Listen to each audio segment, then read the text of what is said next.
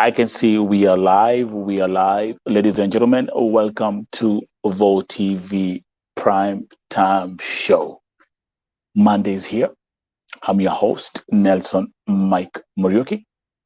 And remember that today's broadcast is also live streaming on 5 other platforms, including the the Vo TV YouTube channel, the Nelson Mike Podcast YouTube channel, also on the Facebook page at KNL, and on Twitter at Vo Television. I'm going to give you some time to tune in to join the show today. Let me start with, I can see Mary is saying, waiting to Sana. Mary Thuo also saying, I waiting you. Well, I got the message. So guys, again, welcome. Hope you guys had an amazing weekend. As we continue, Felista, Amen by Kakisama Nikondani. Those who are coming here, I'll just take the first 5 minutes, the first 5 minutes, just to welcome you. Ukiingia hapa, unasema uko wapi? Unaochukiwa wapi? Unasema uko tuned. Grace Mungai. Let's go. This is Vo TV. Twende kazi. Let's go. I have a very, very loaded show today. A lot is going on. A lot has been happening. I'm receiving a lot of cases and exclusive updates, even on all the stories that I've been working on. Frida Njoki anasema niko high. And by the way, tukiendeleaga, can you also let the viewers know where are you watching from? Okay, uko nchi gani? Where are you watching? Doha is in the building. Welcome. Twende kazi. Let's continue. Let me see who else as we continue. Again, welcome to the Vo TV Primetime Show. If you're new here, as usual, what we do is subscribe, like, and support the platform. Jamila Masood is here. How are you, ni wana Vo TV?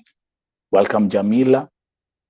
Nataka ukae tu hapo because you have been very helpful with today's broadcast. Kuna vitu ambazo umeongea na ulikuwa unaandika kwa comments and you have a story to tell. Frida, Saudia, Grace Mongai, KSA, Victoria, tuned in from Saudi Arabia. And also on today's broadcast, I have some special guests as well. Cases niko nazo mengi. Wacha nikwambie masani machache. So let's start. I'm going to walk you through the top news for the day before I bring in my next guest. The story ambao nilipost pale kwa Facebook 2 days ago. Nilitumia video ya msichana ambaye alipatikana kwa streets za Saudia. Hakuwa anajielewa. She looked mentally depressed. Her name's Sylvia Wangui. What I did is, I want to thank my Vo TV family on Facebook. Thank you very much. Because baada ya kupost hiyo video, niliweza kupata all kind of informations. Found the mother, found the father, spoke to the mother, and I will be calling the dad. I'm telling you, this is Vo TV na sisi ndio wengi. But now, there's one question. Nilipoona hiyo video, nilisema msichana hajafikisha 21 years old. That was my first immediate assumption. Hajafikisha 21 years old. So for me, it was a question of how did someone ambaye hajafikisha miaka 21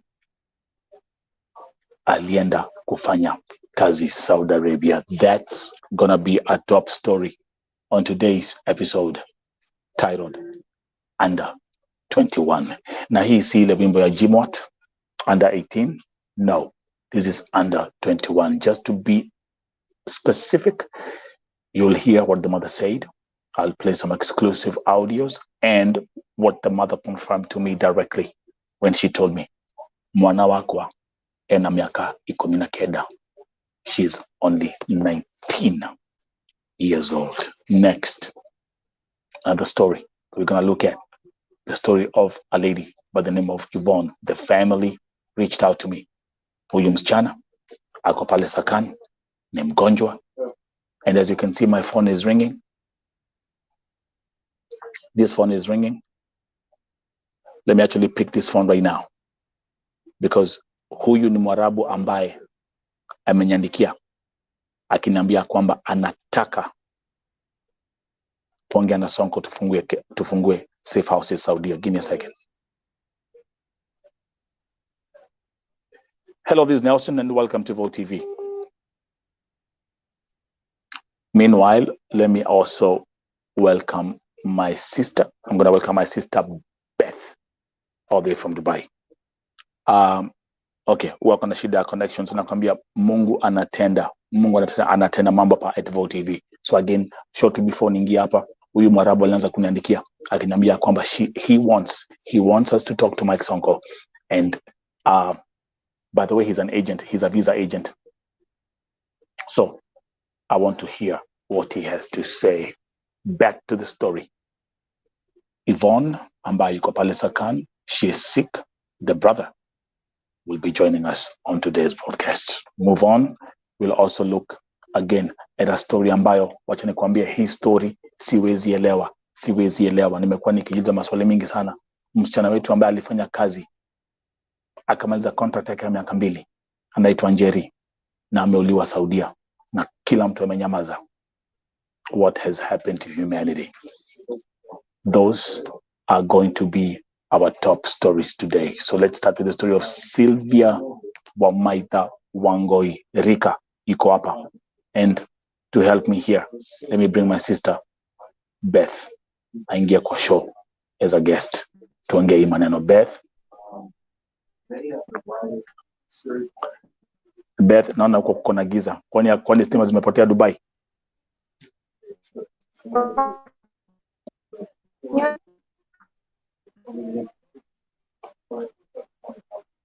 Beth.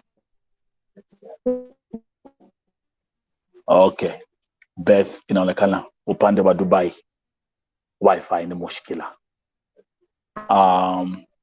So I'm going to suggest to you, Beth, I think we're going to do it how we did it before. Utatoka na uingie bila camera. This is not working. Meanwhile, again, we will go back to the topic za leo. Tuanzie na msichana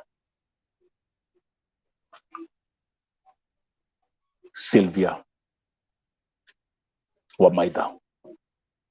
Wangui. Felista. Yes. Tuanzie na Felista akisema nilisikia huyu girl kwa video akisema atiko ni Dumberi Kiambu. Kama nilisikia vizuri, yes, ni wa kutoka Dumberi. So again, Felista and those who are watching, remember, niko na all the information. In fact, nimepatia updates pale. We'll actually look at tutaingia my Facebook page pia for you to see. Found the mother, found the father. Nimeongea na mamake. Now I'm giving you this direct information. Nimeongea pia na wale wasichana ambao wako naye pale Sakan. Sylvia Wangui ilibidi apate matibabu. She's under medication. And those who follow me on Facebook, nimepatiana updates leo asubuhi. So you'll be able to see, we'll be able to get into it. Rika, thank you. Merithu, thank you, God. Purity Jemutai say good evening, family. Merithu, akiwa pale Saudi Arabia. Again, those who are tuning in, welcome to Vote TV Prime Time Show. If you're new here, like, share, subscribe to the channel as we continue to grow. It's the road to 100,000. Kwa hivyo msichana, nataka nyinyi ambao mko hapa, kuna maswali mingi ambazo nimeuliza. Huyu msichana aliwezaje kwenda kufanya kazi Saudia akiwa na miaka 19? How did she leave the country? Then there is, I'm also gonna shed some more light about huyu msichana, things that I've been able to cover out and things that have been confirmed. In fact, wacha tuanzie na a statement from one of my soldiers on the ground ambao waliongea na babake. And let me actually Let me read the statement from the father. Bilali Sema, listen to me. Hi, Mike. I met Baba Sylvia Wangui Wamaida today. This is information that actually reached me a few minutes ago. Sikizeni.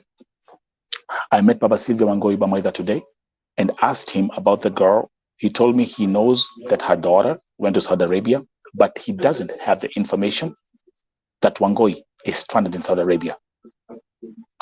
I informed him and he has given me his contact and told me to forward it to you. Kwa hivyo niko na namba yake. Though they don't live together with the mother. Kindly call him and I'm sure he will give you all the details because that girl is even mentally sick. Hayuko sawa vile alikuwa msick early this year, and I don't think alikuwa amemaliza medication. So let's go back to the story again. Asanteni sana kwa wale ambao waliweza kushare ile video ambao nilipost pale. Thank you very much. Wale watu, the people who actually took the time to even locate the family in Dumberry. This happened in God's time. This is VoTV Primetime Show. This is VoTV. Let me welcome my brother all the way from Oregon. This is Africa. Welcome, my brother. I see you. I see you, my brother. And actually, you know what? If you got time, let me know. Hit me up on my WhatsApp. Man, just hit me up on my WhatsApp, man. You might just join in. If you're spontaneous, you can just join in. But let's look at the specifics of this case. She's only 19 years old. How did a 19-year-old leave the country to go and work in Saudi Arabia? Number two.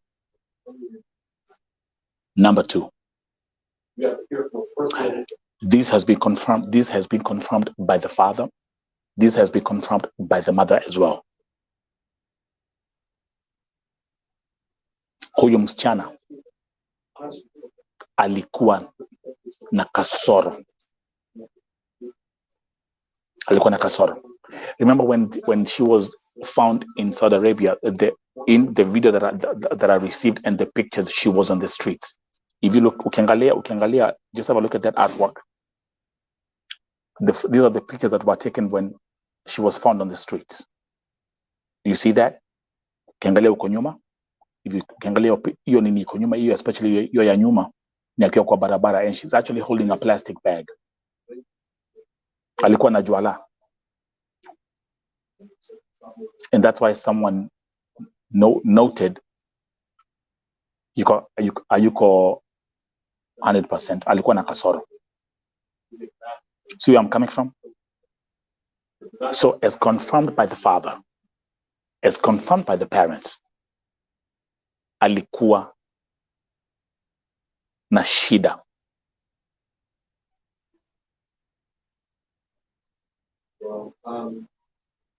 She wasn't 100% healthy. Alikuwa na issue ya vichwa, and by the way, she was under medication. Mind you, do you know how long she worked in Saudi Arabia?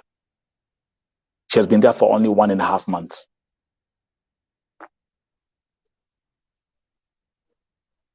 She has only been in Saudi for 1.5 months. Yes, this is Africa. That's right. Just to understand. So she had mental issues before she left the country. But mind you, again, the key issue here is that she's under 21 years old. To be able to go and work in Saudi Arabia as a domestic worker, you must be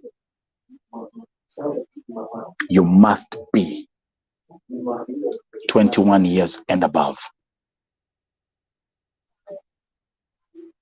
Now, let me see if I can get these ones really, really fast. Perfect. Now, I'm gonna play you some exclusive audios also from the mom.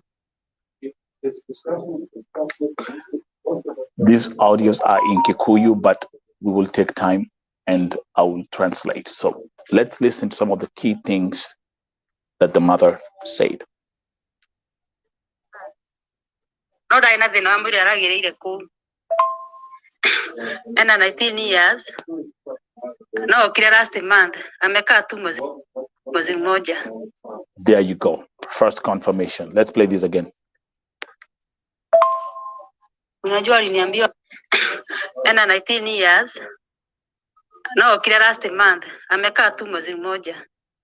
Okay, that one doesn't need any translation, so let's go back here again, featuring right here on Vote TV the story of Sylvia Wangui Amaida. You've heard from the mom, 19 years old.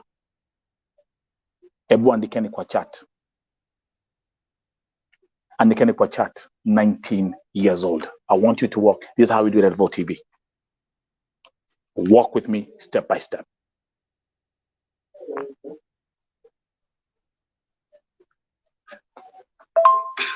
Ena 19 years no kile last month amekaa tu mwezi mmoja.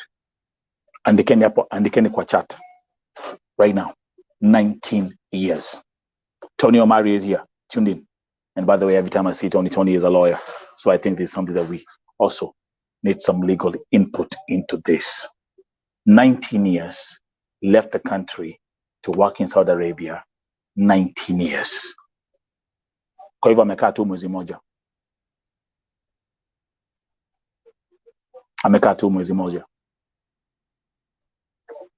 So I want all of us to look at the specifics of this case. I'm also going to bring my sister Beth. Huyu ni my warrior. My sister Beth is here. And by the way, don't forget also, we are here. Vote TV Primetime Show, broadcasting 24 hours a day. We are now doing, yesterday we are doing an experiment this week whereby I'm doing concurrent live streams. And yesterday we broke all records by having 62 live streams in one day. So, tuanzie hapo. Beth uko hapa? Ai, Beth akona shida ya connection, okay. Leo nimesema Wi-Fi Dubai ni mushkila. So tuanzie hapo. Yes, 19 years. Number two. Today I want us to be, we all have to be together. We have to be together on this one right here. Don't worry about it. We have to be together. We are working together hapa. Hapa ni kushikana kunga. Number two. Amefanya kazi Saudia tu mwezi moja. Na sababu ya kufanya kazi Saudia mwezi moja ni kwa sababu alikuwa alipofika Saudia ile shida ya kichwa ilianza kumsumbua. Okay? So, let's go. From 18. Now, I want you to listen to this one here. This is a key piece of information that the mother told us.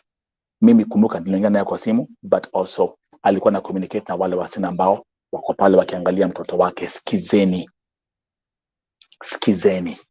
This is what we have to do here. I want you to listen to what the agent told the mother. Unajua aliniambiwa anapelekaga from 18 years. Munasikiza.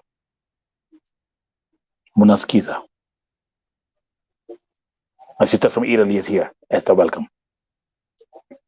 So, the next fact. Andikeni hapo. Listen, we're going to work this thing together. Agent iliambia mamake wanapelekanga wasichana kuanzia miaka 18. Unajua aliniambiwa anapelekaga from 18.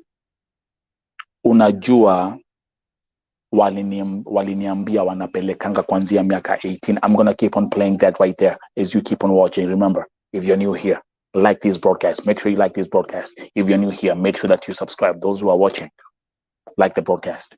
Share.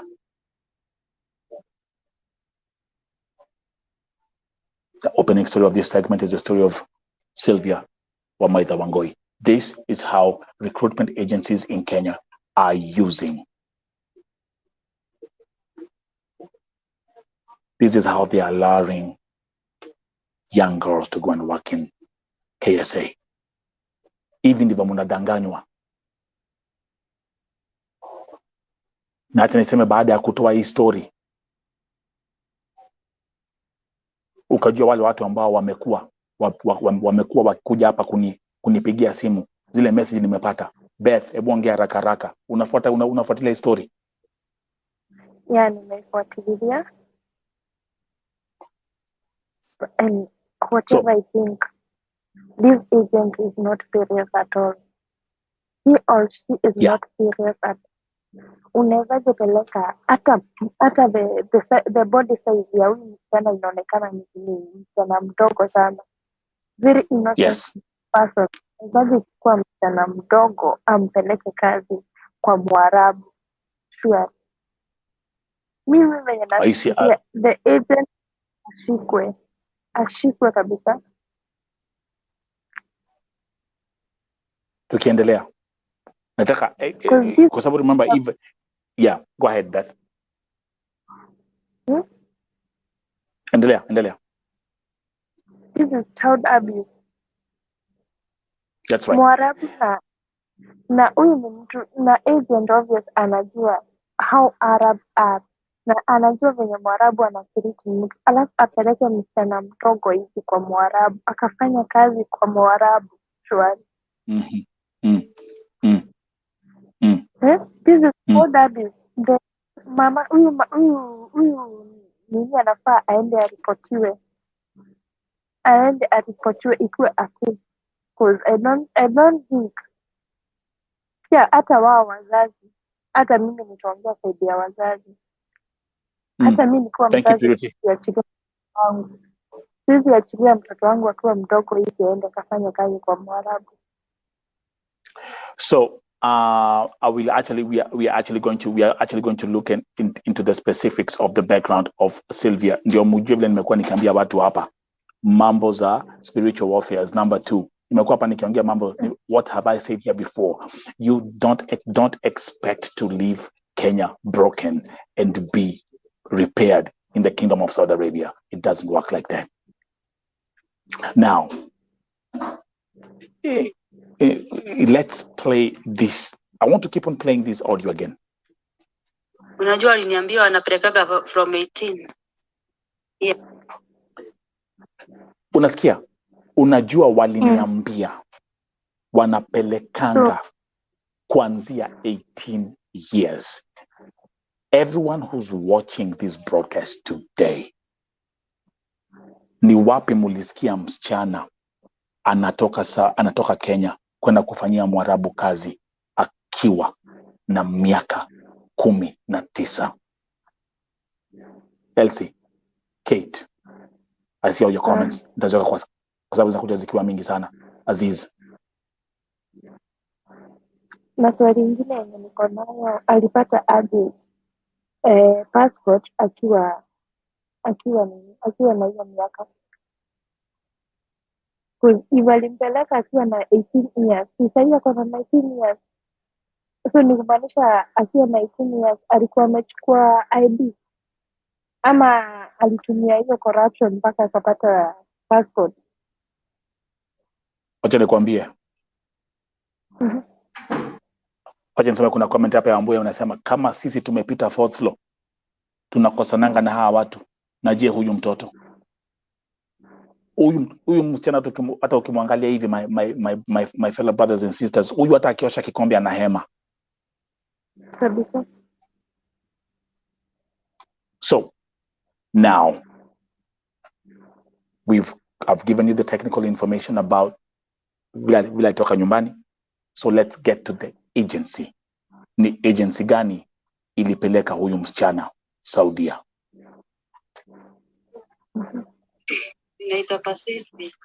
Are you listening? Guys, I want you hapa tunafanya kazi pamoja. Hii si Mongadho TV. Inivo TV. Let's break down this story. The name of the agency. Inaitwa Pacific. Umesikia jina? Yeah. Umesikia? Yeah. Beth, hebu ambia. And those who are watching. Amesema inaitwa Pacific. So Pacific. Pacific. So let's come back here. Let's come back here. What we're gonna do is this. Esther. Kakware Pacific ndi andika gogwa andika ngo hivyo andika Pacific vizuri givongo mushkira. Jamila ako hapa na baadaye I want you guys to pay attention to Jamila. Huyu ni msichana ambaye alikuwa anafanya kazi Dubai. Leo kuna vitu wameongea kwa previous broadcasts.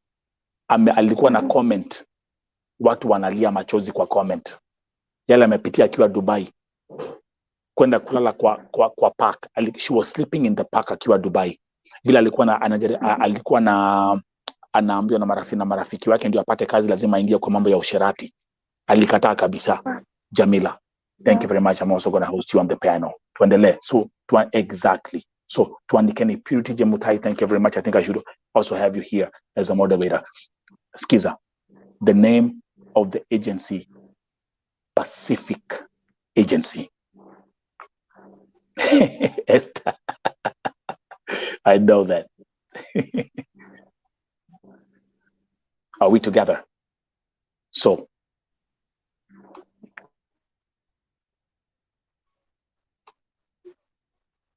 VoTV investigates. How? 19 years old, left the country while she was mentally sick to work in Saudi Arabia.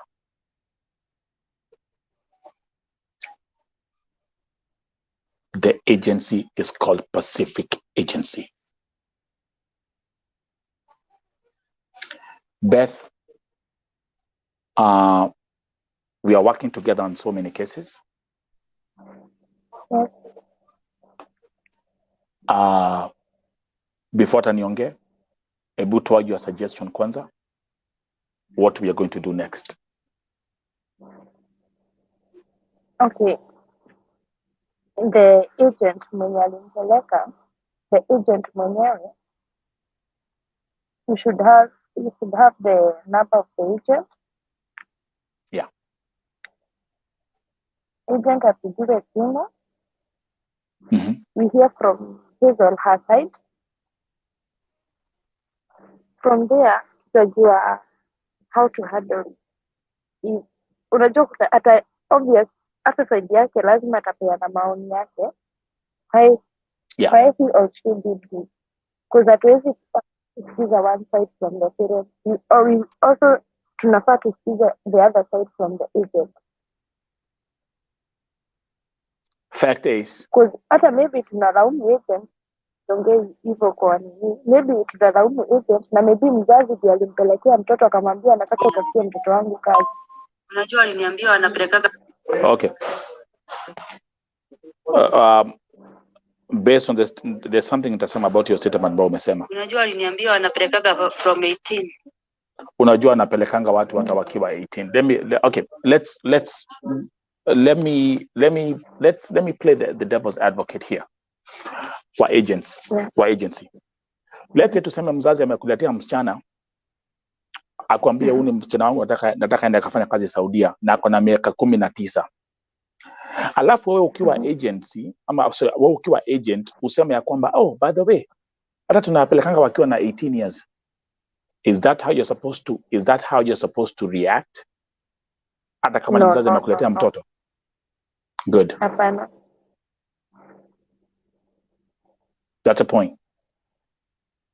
So now, and I also thought I played that scenario.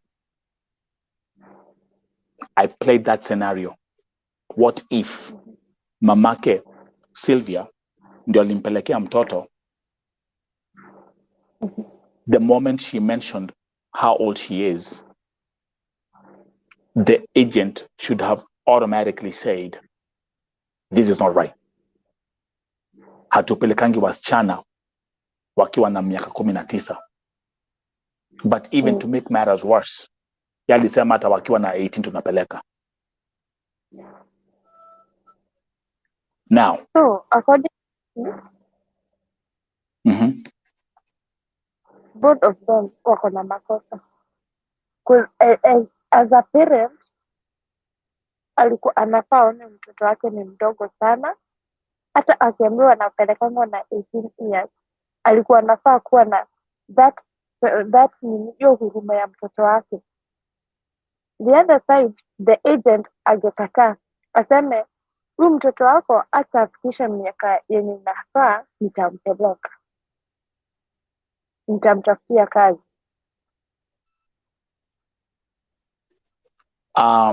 Also remember, let me actually again watch and wasome statement about Leo, my friend, and let me give a shout out to Jane. Jane alimit babake Sylvia Leo. And let me read again the statement. Yeah, babake alisema. Hi Mike, I met Baba Sylvia Wangui Wamaida today and asked him about the girl. He told me he knows that her daughter went to Saudi Arabia, but he doesn't have the information that Wangui is stranded in Saudi Arabia. I informed him and he has given me his contact and he told me to forward it to you, though they don't live together with Mama Wangui. Let me repeat that. They don't live together with Mama Wangui. Kindly call him and I'm sure he will give you all the details because that girl is even mentally sick. Hayuko sawa. Vile alikuwa msick early this year. I don't think hata alikuwa amemaliza medication. Thanks. Say something about the statement. So the statement inaoneshana mamake ndiye ako na makosa, mpaka mamake akimpeleka kwa agent na anajua vizuri mtoto ni mgonjwa. So how can a mother allow mtoto wake mgonjwa aende kazi nje? Surely. So this thing you have to look at. You have to look at. Like I say, you have to look. When you're dealing with this kind of cases, you have to look at it from a legal perspective, and you have to be a lawyer for both. Act as a lawyer for both the mom and the agent. But one thing is for sure. Nitakwambia hivi, one thing is for sure. Hata tukisema mama wangu alifanya makosa ya kwenda, and actually that's why there's something I posted on my Facebook yesterday, jana nikasema kwamba even as much as we are blaming the agencies, some parents are to blame. Lakini the fact is there is nothing that justifies, na siwezi kaa hapa nitetee agent ambaye alifake documents, ambaye alifake ID, ambaye alifake age, ambaye alifake kila kitu ndio apeleke huko msichana Saudia. I will not defend the agent by any means.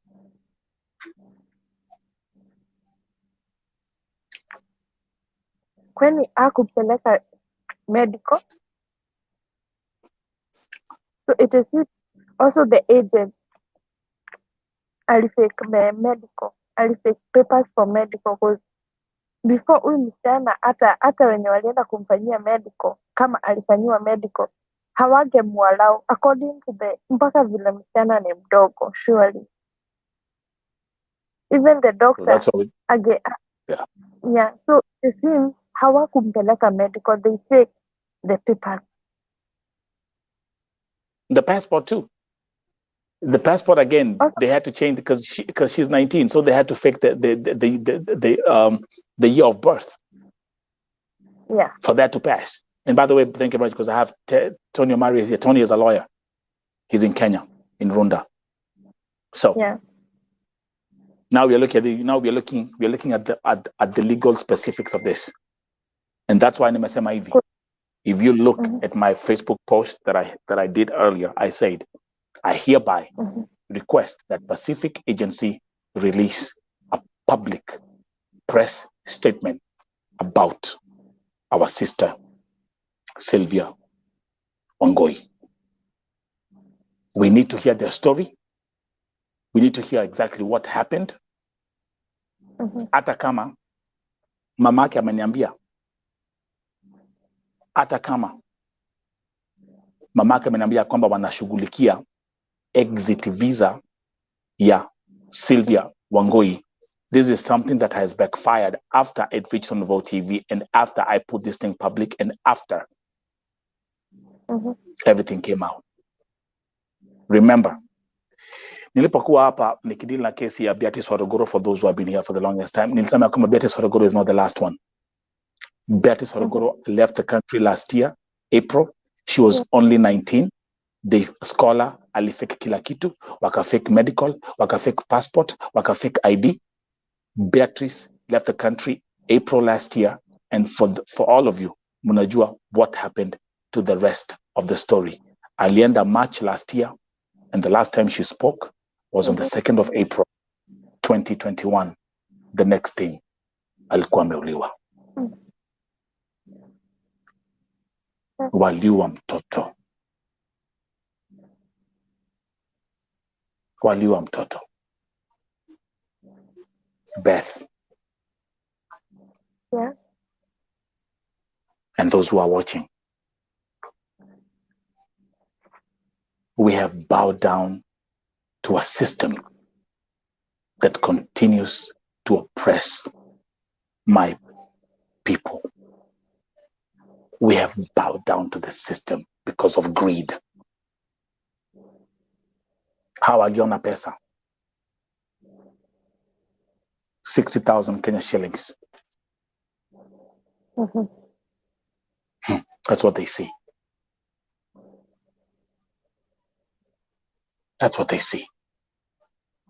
Na Beth, ujue ya kwamba wakati msichana alipoenda kwa Mwarabu kuingia kwa nyumba, kichwa ikaruka, akaanza kuchanganyikiwa. And as I'm talking to you, by the way, I'm going to show you the picture that I posted. Akiwa Sakan, she's under medication for you to see.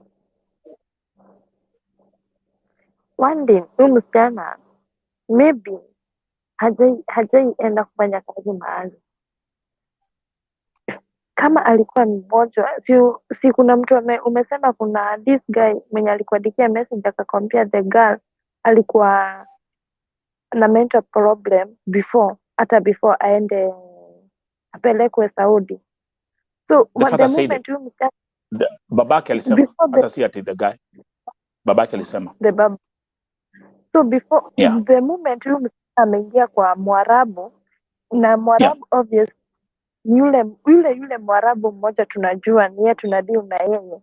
So the situation that yenye alipata lazima ingefanya kuwe na mental problem again kama alikuwa mgonjwa bado. Alafu mtu mdogo hajakomaa, so ile kushtuka bado atashtuka. Cause ameenda mahali hajaenda, amefanya kitu hajaifanya. So hiyo kushtuka bado igelid kwa yeye kuwa mgonjwa, kwa kurudiwa na ile mental problem. Yeah. Do you see what's happening here? As we are talking now, hiyo agency ingekuwa ishafungwa na agent akashikwa because of taking papers. Thank you. Because now the problem is, go ahead. There's something else I want to read as you continue. Endelea. Kuna evidence. Because one thing, I don't think the labor, before you get out of Kenya, lazima documents zako zipitie kwa embassy na kwa labor. And I don't think kama hangekuwa amefake hizo documents, vigeenda kwa embassy na waitikia piche, vigeenda kwa labor na waone miaka yenye yako ako nayo na waitikie. So the agent, kuna alifake nini? Alifake the document. So yata anafaa kuwa ameshikwa, anafaa kuwa ndani. Our maagent, so wanatuletea hii kazi mingi, tunashinda huku tukistruggle how to we are going to help these people, na hii ni makosa yao. If the agent, kama agent wako wameaminika, hizi macases mingi hatugeziona. Hatugeiona macases hatugeiona nini? Because kama agent anashirikiana na watu wake, but nilikwambia aje, kazi ya agent ukishatoka kwa mikono yake hivi amekupeleka airport, ni hivyo. Anasahau na wewe, anatafuta wengine. Yeah. That's right. Let me actually read something for you, Beth, and those who are watching. Again, welcome to Vote TV Primetime Show. If you are new here, Don't forget to like this broadcast, subscribe to the channel as we continue to grow the story of Sylvia Wangui, who left the country to work in Saudi Arabia with only 19 years old. Vote TV investigates. The name of this segment, Under 21. Now, someone wrote this to me after Kuona Historia Wangui on my page. Nelson, yeah. I saw a post on your Facebook page complaining about girls coming to Saudi Arabia at under 20. It's not a big deal. Agents posting in our groups. Skiza. I'm Skiza. It's not a big deal. Agents are posting in our groups for recruitment, and always they say, Skiza, it's not a must to have an ID or birth certificate. Only what is needed is the parent's ID.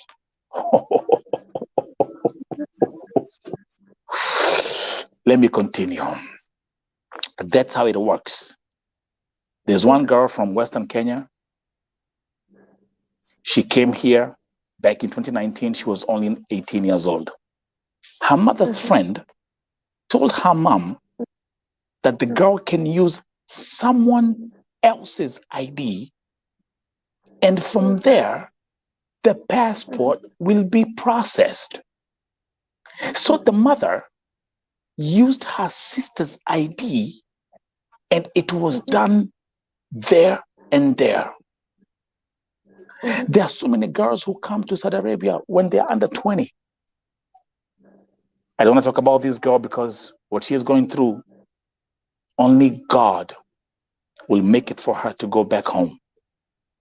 I pity her, and I pity her mother. Please hide my identity. Back to you. Back to you. In your voice. It's not with Mwangi. It's not a must akuwe na ID.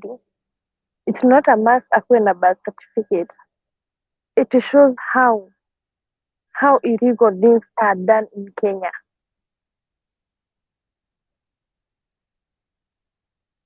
Are you hearing this? Wale ambao wanawatch broadcast ya leo, mnasikia hii maneno? Mnasikia hii maneno? The government should take a step. This is illegally.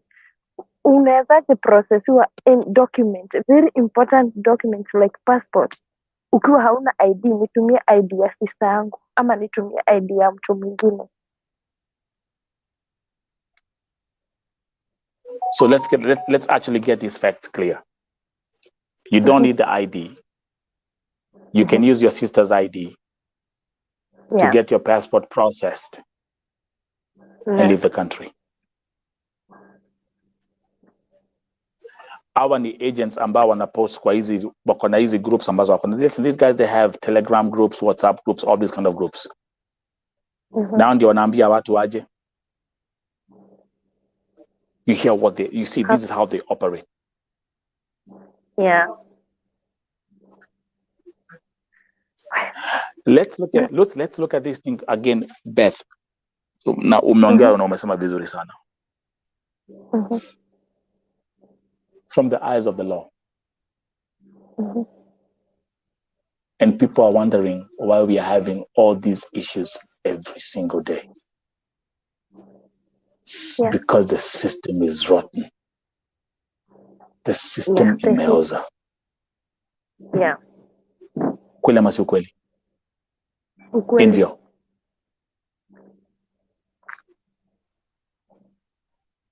System imeoza. Sai Kenya hakuna certificate huwezi pata. That's right. Yeah. That's right. Someone is saying, I have Tony Omari is saying, I blame the mother.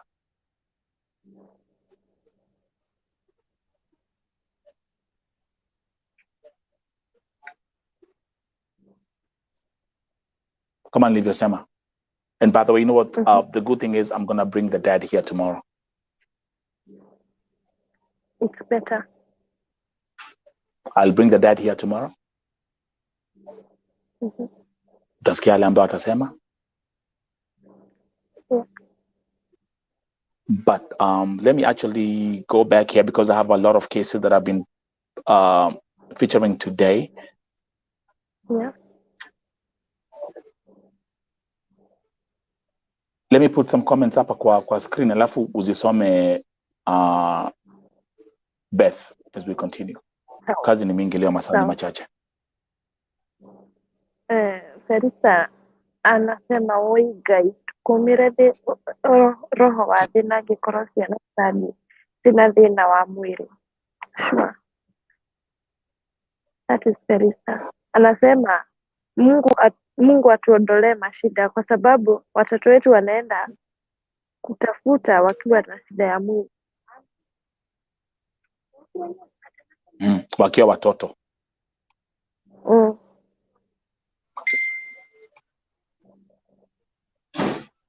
Okay, by the way, yule msichana Jane ambaye alienda kuona babake Sylvia, she's watching the show. Sorry Jane. Sorry. Next soma comment. Endelea kusoma comment Jane. Nani?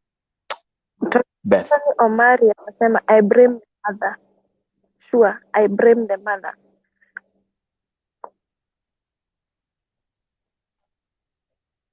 Endelea. Aziz, hiyo ndio kazi ya agent, sio lazima ukuwe na idea. Both parents wanatumia za watu walikufa kitambo. Jesus.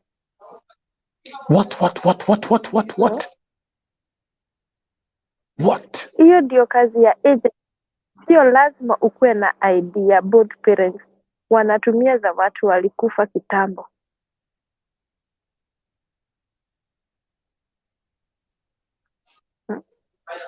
This is freaking crazy, bro.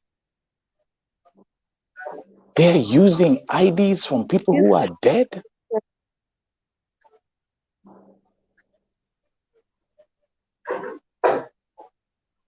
Munasikia hiyo?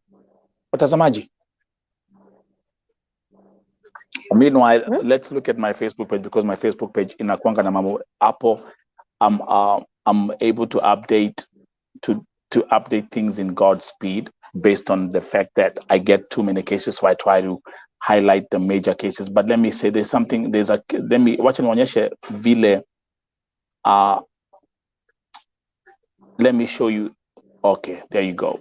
This was Sylvia Wangui today in the morning. And I'm going to show you that in a minute.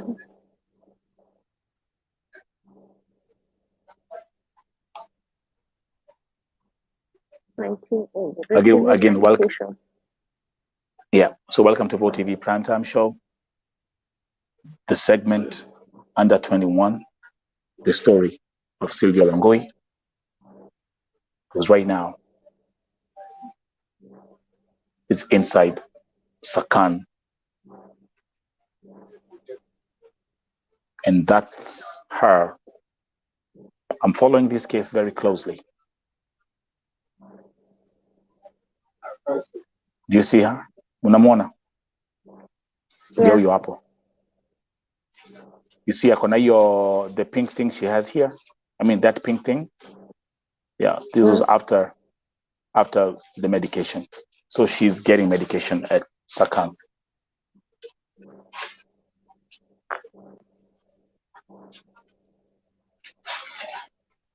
All this. Wanatumia ID za watu ambao walikufa kitambo. This is crazy. Soma ya comment ya Purity tafadhali. The agent is not to be blamed. The agent is to be blamed, not the mother. The agent is corrupt. Sure. That's right.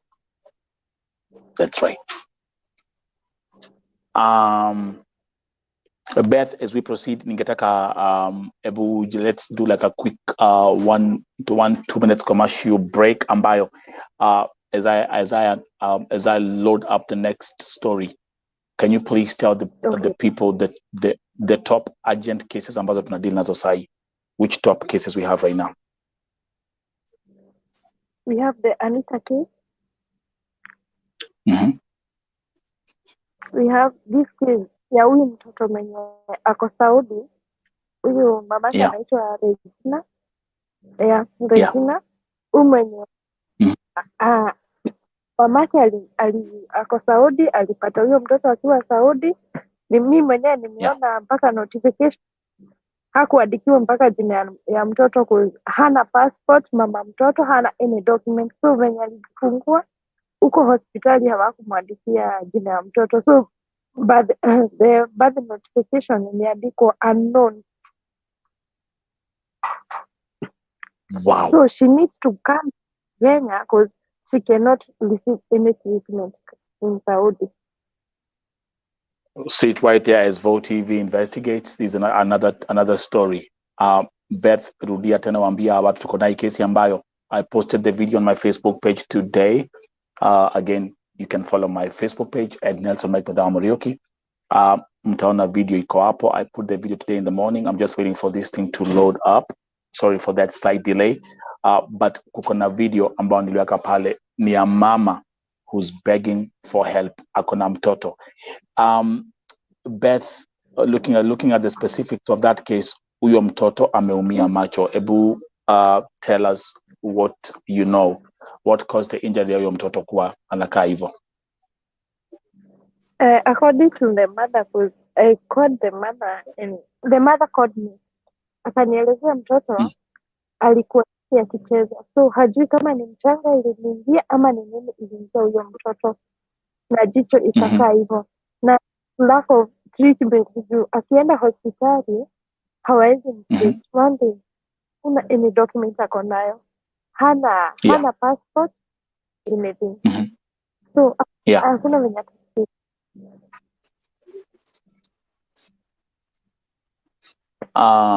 as we continue, so we got those are the two top cases we have right now. This is the story that we are talking about.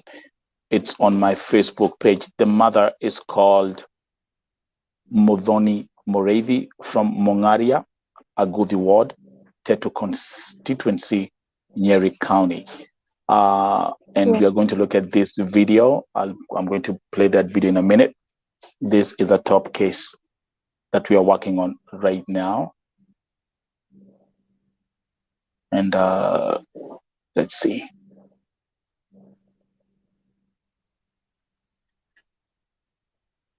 Mtoto wako how old, by the way? haijaonyeshana hata by certificate, hiyo notification haijaonyeshana date. Okay, let's have a look at this. Sababu ya dharura. Pesa hata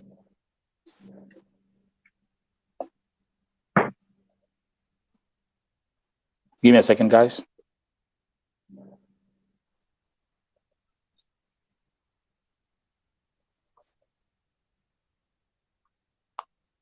Again, welcome to VoTV Primetime Show. This is the other story that we are talking about. It's going to be loading slow, but at least mnaona, that's the mother, na huo ndio mtoi. Ukiangalia macho yake moja, ndio hiyo macho ambayo iko na shida. Again, this is you can follow me on Facebook at Nelson Mike Murioki. It's because my laptop is extremely crowded. So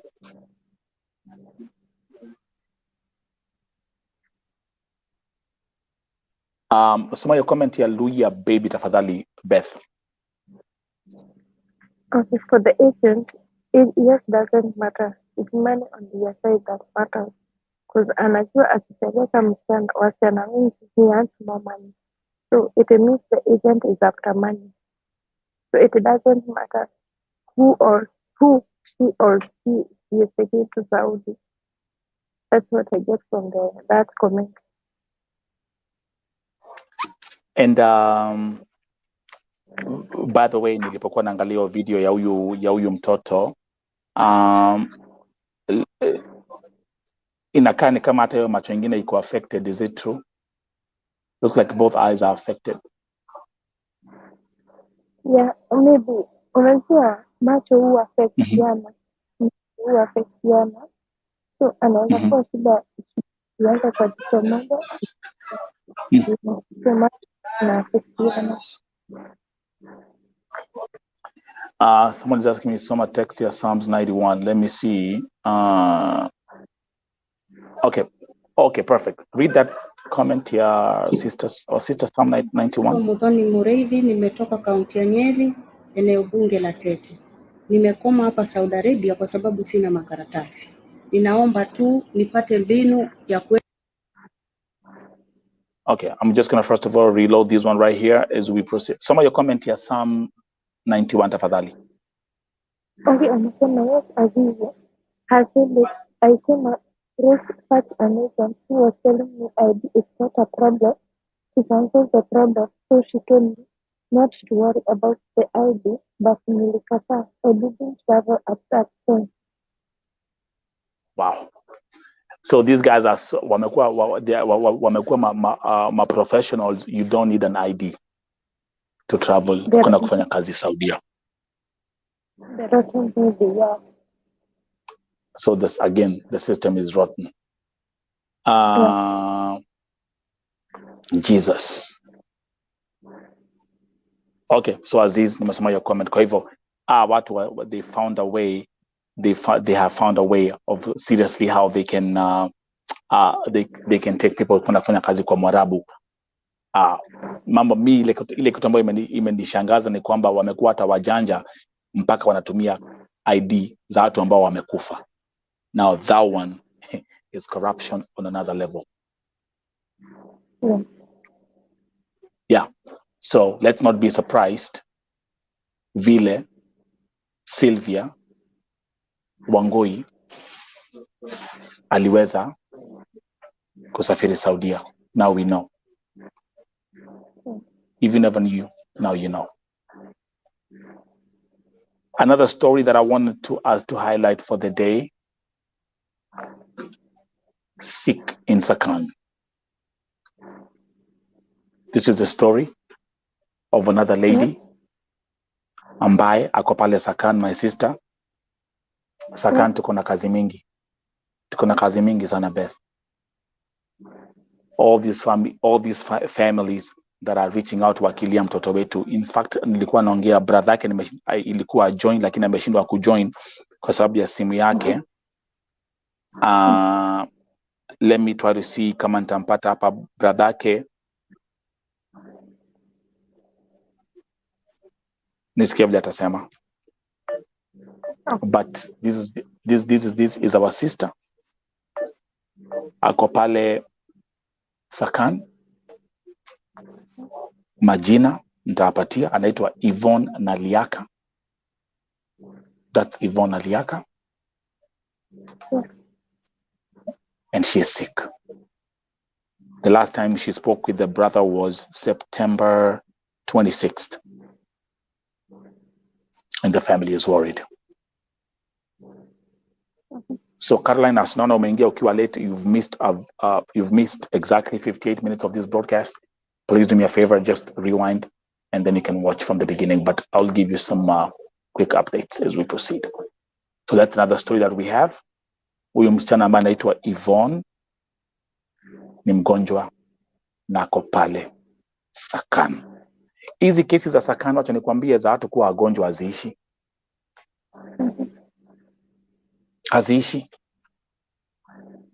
Haziishi. Kumbuka niko na kesi ya ule mwingine Zipora Gesare. Si mnamkumbuka? Yeah. Si mnamkumbuka? But now it brings me to the next story. Hii ni story moja ambayo imefanya nijiuliza maswali mingi sana. Njeri. Nimeongea na rafiki yake, classmate alikuwa hapa, Helen. Classmate wake na neighbor back in Kenya. Nimeongea na uncle yake, nimeongea na auntie yake nyumbani. Huyo msichana amekufia Saudia. Huyo msichana si kukufa ati alikufa, ni kuliwa, aliuliwa. Haikuwa kifo ya ugonjwa. Haikuwa kifo ati sijui alikuwa nini. Aliuliwa. Na alikuwa amemaliza contract yake ya miaka 2. How?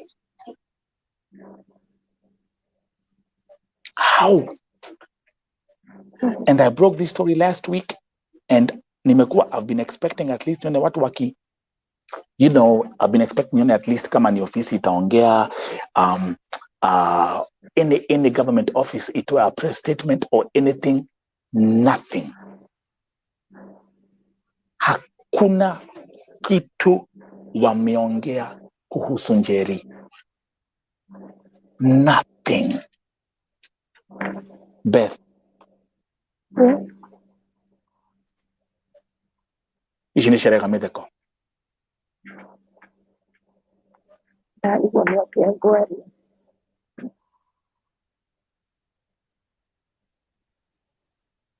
Njeri hakuwa Kemboi.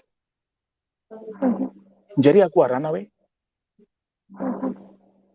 Njeri alikuwa, she had finished her 2-year contract.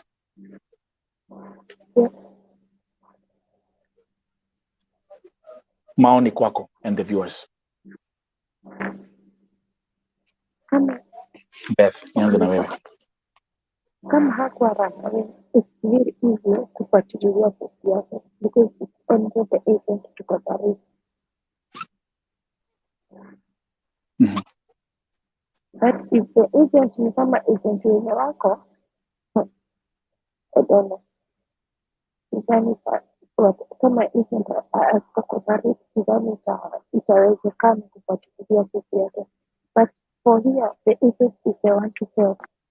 If they want to cooperate na ile agent yenye kwa Saudi, ili waweze kufuatilia the employer of this lady. Wacha nikwambie, and let me give the viewers a pretty good history. Nimekuwa hapa this is my 8th year running vol.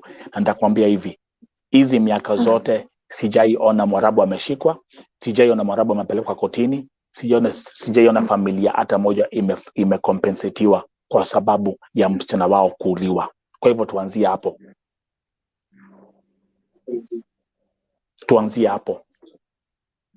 Sara Ngugi anasema hata kama ni shida hutuleta, this is too much. Young youths watafute job Kenya, wahustle huko, quick recovery to you girl. Hapa kuna quick recovery, my sister Sara Ngugi. Njeri is dead.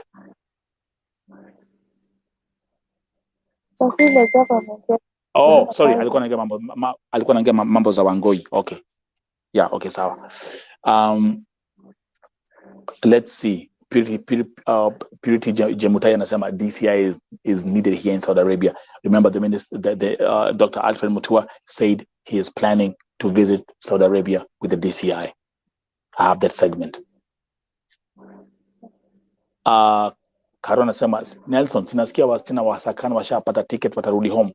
86 washapata ticket, but these ones are not on the list. Okay. I was here last Wednesday last week. Guys, I get everything the moment it happens. I know everything. I have a group of ladies ambao wako inside Sakana and they've been giving me updates. So niliwaambia last week, go check my Facebook page, and also niliannounce hapa kwa VOTV Primetime Show. Niliwaambia ndeni muangalie, look at the posts. Lakini sio wote. Lakini kuna 86 ambao wataenda nyumbani. Dorcas Mokami, so sad. May God have mercy on us. Let's stick on this story ya Njeri. Alimaliza contract yake ya miaka 2. Alifanya kazi yake vizuri akamaliza. And because Mwarabu wako anataka aende, in fact they say waliambia familia ati the son of the employer ndio alimuua.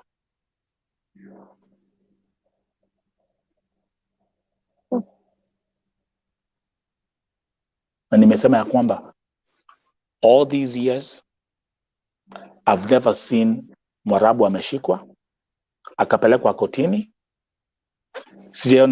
Sijaiona familia imefanywa imekompensetiwa kwa sababu ya mtoto wao kuuliwa. So when these people know that when the oppressor knows that the oppressed doesn't have a backup and a protection system, what are they going to do? They will keep on oppressing. Njeri ameuliwa. So yeah, go ahead. So hapo ni serikali yetu, hiyo serikali yetu inasema kuzishi right after rules ama they should come up with things that will protect our ladies. Hapo I blame the government. Because if the government iko na rules ati tukileta wasichana wetu kazi huko, msichana akufie kwa mikono bosi wake, anafaa apewe hii, bosi anafaa apatie hivi na hivi. But they never But do it. Mwarabu hata akikufanyia nini hakuna mahali atapeleka. That's right. The boss wana That's right. Yeah. Kwa sababu Mwarabu anajua hakuna pahali atapelekwa, ataendelea kufanya yale ambayo anafanya. Yule Mwarabu ambaye alikuwa ameandika Beatrice Warogoro alimuua, na hiyo nyumba ikaletwa Mkenya mwingine, msichana ambaye anaitwa Ruth, na kazi ikaendelea. Njeri ameuliwa tu hivyo hivyo, na hiyo nyumba wataleta msichana mwingine. They will continue doing this because they never face any legal repercussions.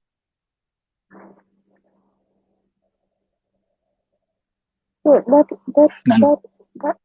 said in the government is to say government na embassy. Is there any hope, Beth? Hata tukiendelea kwa sababu we are dealing with all these cases ambazo tuko nazo, hata because we are working with mheshimiwa. Is there any hope? According to the government, serikali ya William Ruto, according to how much control here, the issue would work out. Nataka hiyo issue tushughulikie kabisa. Serikali mpya ya Ruto, administration mpya ya Ruto, I've been contacted by several people who are telling me yes, the Ruto government will is really putting in a lot of work to make sure that this issue is solved. Yeah. Let me come back here and say something. Leo asubuhi nilipata information kutoka Kenya. There was a lawyer ambaye alienda kwa Inoro TV today in the morning, na akaanza kuongea vile Saudia mambo ni mazuri, hii mambo yote ni makelele. On a major panel. On a major panel. And I repeat, let me come back to Njeri's case again. As long as wanajua ya kwamba hakuna kitu Mwarabu atafanyiwa, hapata kuwa na any legal repercussions, wataendelea kuua na wataendelea kuoppress watu wetu. That's the reality. They cannot say because they are hata nifanyia nini, hata nimeoa. Yeah. I'll be taken care. Yeah. Yeah. Ni wangapi kama sasa, hebu angalia, I don't want to, whatever my Facebook is I don't know, my system is loaded, lakini enda pale, go on my Facebook page and see ile case ambayo nilianza nayo leo asubuhi. Ilikuwa ni rape case. Yeah. Huo msichana, si uliona? Huo msichana ako hospitali kwa Mwarabu. No one, ile ofisi ya Kenya aimpigani, ofisi ya Saudia impigani, she's there on her own. Na ameambiwa asiongee. na amerepiwa. It was so bad, amepelekwa hospitali. Who do we have? Who do my people run to? Who do my people run to? Niambieni. Who do my people run to?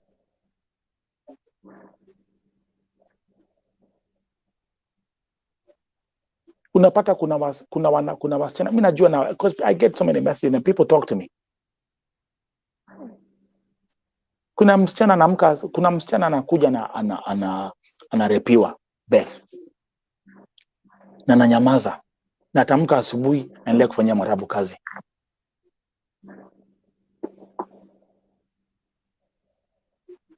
That's the truth. That's the truth. So, hapa ni government. Hapa ni government to protect us. Government wako na dawa ya kusema hatutawapea wasichana wafanye kazi huko Kenya kama hatutakaa chini na ofisi ya Saudi na Kenya, serikali ya Saudi na serikali ya Kenya ikae chini iweke duty paper for the employees. Waseme kama Mwarabu atafanyia Mkenya hivi na hivi na hivi, majukumu yenye itachukuliwa ni hivi na hivi. But our government has failed us. They don't care. They don't care. Agents wanajua. Let me actually, because this is a very painful story, because every time hii story Angelo cha nikwambia hii kwanza the vile watu wamenyamaza. Hakuna mtu anaongea. Hakuna mtu ameongea. Actually, let me try and do something here.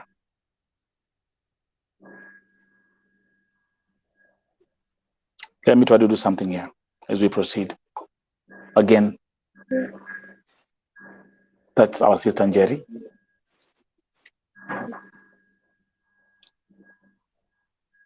And ameuliwa nchini Saudia after kumaliza contract.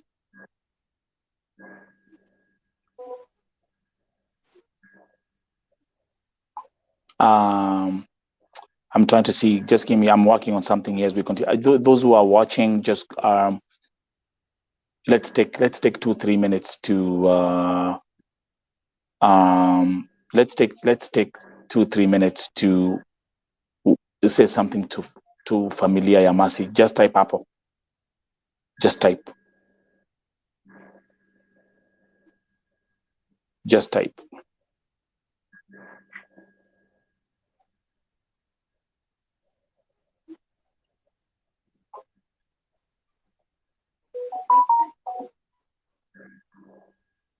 I'm trying to see if I can get one of my friends here in the USA to join in for even if it's like for 2 minutes. And then we can address this issue here. Beth, read those comments, tafadhali. Okay, yeah. Purity anasema may God protect us here. Amen. Simon Wari anasema Kenyan government wafunge health workers kwenda Saudi. This is too much. Sure. And by the way, Jemutai, are you in Saudi Arabia ama uko wapi? Let us know. She's saying my condolences to the family. Thank you very much, those who are tuning in. Sofika, all the way from Namibia, is here. I'm trying to see if I can get my friend. I'm trying to see if my friend can be spontaneous to just come and join here. My friend, this is Africa, KBM.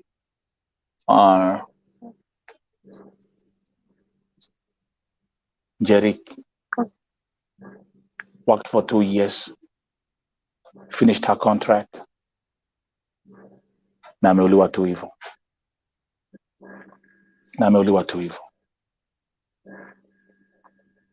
Very happy.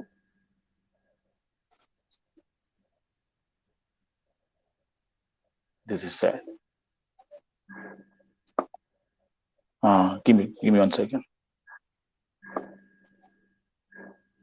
Okay, if he's going to be able to join, if okay, this is Africa. If you're going to be able to join, I've sent you the link. If not, it's fine. As we proceed with the broadcast, my sister Sofika, all the way from Namibia. Thank you very much, and welcome to Vote TV Primetime Show. Wataendelea kufanya hii mambo mpaka lini?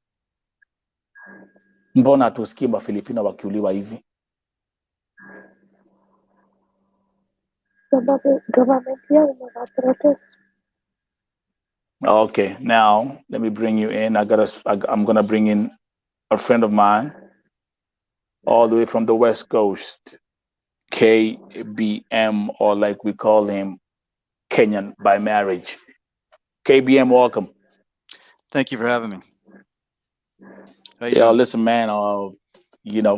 Just another day, man. You know how this goes. Just another day. Just another day. Have you seen the story that I'm talking about this lady, or the one who got murdered after finishing her contract? Not her. I was kind of like doing some other things, but I got the first story about the lady, the 19-year-old. Okay, so actually, let's actually go back on that story first. By the way, just introduce yourself, let the viewers know where you're watching from, and we take it from there. And Sure. actually, your connection with Kenya. Sure. My name is Keith, also known as KBM, Kenyan by marriage. Name I gave myself in 2006 when I got married, going to Nanyuki, Kenya, to marry my wonderful wife of almost 17 years now.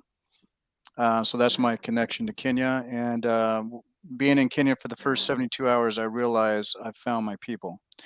I didn't really care much anything of Africa before that, because like the average Americans really don't know anything about Africa until I went there. And now I'm learning stuff every day, and it's just amazing. But that's my connection. That's right. So here we go. So I mean, we've been having these conversations back and forth, and here we are.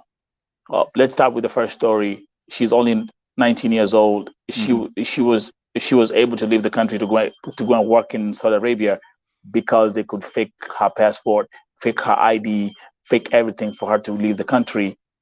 What's your opinion about that? Now, Well, from an American perspective. Well, my first opinion would be that there's definitely a money play involved here. It's like, first of all, when you just gave all that criteria, of Yeah. faking this, faking that. Okay, Yeah. so they didn't care about her age. Obviously, they know she has to be 21, because I remember you saying that earlier. She has to be 21 in order to work in the country. That's right. That was not enforced by the agency to make sure that happened. They're obviously they're going to make a stipend on top of whatever else, I would think, because I've heard the word stipend kind of thrown around with these agencies before. So I don't know if you have any information on that, but I've heard people talk about stipends. So there's definitely some monetary incentives that are going to get people to do anything to get other people to join in, and fly to these places, and they have no idea of what's going on, and that's the most scariest part. So for my American perspective is, how are these people getting away with this, and why are they doing it to people that they know are vulnerable? So number one, they are connected. See, like the whole system, like the whole system is rotten. Remember what I was telling you, like all these players who are involved, they are all connected. So it starts with people who, folks who are in the government. It then goes all the way down. I mean, you've been, they call you Kenyan by marriage. You've been married since 2006 to a Kenyan, and I'm sure, and even actually prior to that, you knew, you are very familiar with Kenya and how things work there. Is that right? No, actually, I knew nothing about Kenya basically until after I got married. I mean, as I was meeting my wife, we met online, but I was learning things up until that point. But you can never really learn anything until you actually get your foot on the ground and actually intermingle with the society. That's right. Was your wife here, or was she in Kenya when you guys met? In Kenya. I'm just gonna. Oh, she was in Kenya. Okay, good. Okay, so but 2006 until now, so you've had 16 years whereby you've kind of familiar, you've got familiar with how things work in Kenya. Yes, very much so. Yeah, it's very different. Like a story like this. She was mentally ill. She was mentally sick before she left the country. This is something actually the parents confirmed to me. See, I'm coming from. Like, spoke to the mom. The dad confirmed it. It's not like a hearsay. And actually, you can hear the mom saying, "Hey, I was told that I can take my daughter." They actually recruit women who are actually girls who are young, starting from 18 years and above. And like that's crazy. See where I'm coming from? Yes. Even in this image here, she doesn't even look like she's 19. To me, I would think that she's about 14, 15. That's right. Just from the image. Right. And and if you look at the thumbnail, you see the picture back there. She was on the street, and that's she was on the street. Like. Yeah, and she's the only thing she had was a plastic bag. That's all she had. The plastic bag was the plastic. What? She had like I think like a comb or something in there. Okay. Like a bottle of water or something, just like like someone who just left a convenience store with a plastic bag and only shop 2 items. See where I'm coming from? Right. So guys, I want you again. I'm very happy. This is happening. I want you folks who are watching to see how people here in America look at what's happening to Kenyans in Saudi Arabia and the kind of suffering you guys are going through. KBM is here. We actually again tell the viewers what the acronym KBM stands for. KBM is Kenyan by marriage. Kenyan by marriage. There you go. Yeah. So it's also a name that helps me remember when I do get my Kenyan citizenship. It's going to help me to remember that I don't forget where I came from, but the way I am and the way I've integrated into Kenya is that I'm leaving America behind. That's very interesting. Can you tell the viewers? And by the way, let me actually tell the folks who are watching this. Beth, welcome back. Beth is in she's in Dubai, and we're working a lot together with Mheshimiwa Sonko in solving major cases. Now, KBM, you're gonna leave your American citizenship behind and become a Kenyan citizen. Well, I'm first going to do dual citizenship. Which you can do both countries. But eventually, at some point, I will dissolve my American citizenship. What do you love about Kenya? The number one thing is the people. I can care less about the animals. I'm not an animal hater or anything like that. I still haven't been on a wildlife safari, so to speak. I plan to in the future. Right. But to me, the animals never did anything to me. So why should I bother them? Why should I drive in a vehicle next to them and just look at them? That's not my importance of going to Kenya. It was to get married, which I did. Yeah. And to a woman that I wanted to be a lifelong partner with. And while I was there, with all the falsehoods I had in my mind already about Africa, I was totally transformed within 72 hours. Yeah. You're like this, because the thing is, like, what happens is, and this is something that I talk to many American folks about. Like, they have all these kind of misconceptions about Africa because simply they never left the country. Even some of them never left their own state, and even actually some of them don't even have a passport. They've never even traveled, and all they are just focused on what they watch on TV and what they see on TV. Now, KBM, go ahead. Yeah, so basically within that 72 hours, I paid very close attention. I want everybody to listen to this because I know a lot of Kenyans sometimes will say, I can't see this, what I'm about to say. But in that 72 hours, I paid very close attention how Kenyans actually reacted to other Kenyans, how they treated one another in public. That's right. And the amount of respect was undeniable. Okay. And I've heard through the years, you go to places like Uganda, or go a little deeper into Africa, and there's even more respect than what Kenyans give each other. Well, that's fine, but I'm sticking with Kenya because the amount of respect I saw people treating each other, because I also had to compare it to how people were treating me. Outside of somebody trying to sell me something because they knew I was from the States. Let's just forget about that. The way y'all treated each other is the same way you treated me. There was no difference. And so therefore, the values also on top of that, the regular values, your African cultural values are in line with my moral values. So in America, I hardly found anybody that had the same moral values as I do. And the biggest one is no divorce. So you know how low the divorce rate is throughout the entire continent of Africa. In America, it's over 50%. It's the highest. Right. Actually, let's actually based on statistics, the divorce rate in America is like right now, if I'm very accurate, is like on 69.7%. Right. In 2005, when I met my wife, back then I checked it, it was 52%. Yeah, numbers went up. That was 16 years ago. Numbers went up. And they're up there with the UK. UK used to be higher than America, but UK is still high. It's still over 50%. Let's come back to let's I want us to touch on this story as we wind up the show today. And by the way, thank you very much for tuning in. Let's touch on this other story that I have. It's about this young Kenyan. Her name is Njeri. Let me bring her back. I'm gonna bring that back. So she went to Saudi Arabia and worked for 2 years. Here we go. She worked for 2 years and she finished her contract. Did everything right. Everything was perfect, man. Until she said, hey, I'll finish my contract. It's time for me to go back home. And then all hell broke loose. And the son of the employer, let me actually make that slide bigger for you to see.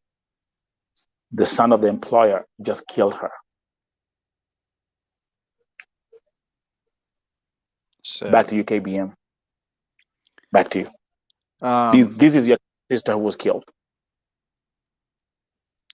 I got to ask the question is, why go to Saudi Arabia? Why go to any one of these Middle Eastern countries and get these jobs? And over the years, I've spoken to a few of my friends on Facebook that actually have these jobs over there. And the average pay that each one was telling me, and it wasn't just in Saudi Arabia, it was about $200 a month. Listen, there you go. Listen, man, listen, KBM. Listen, man, I'm so happy that you came here. That's why I was like, I'm gonna get you, even if it's like for 5 minutes, because I want my fellow. Let me come back here.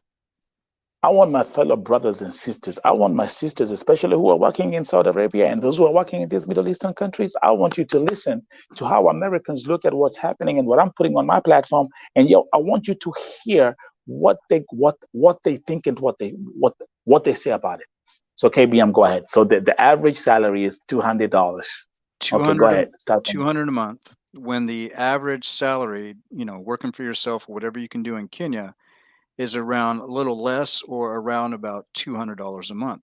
So why risk your life going to a location that has a reputation of not just abusing, raping, but now I've found out more, killing Kenyans and other Africans for that same amount of money?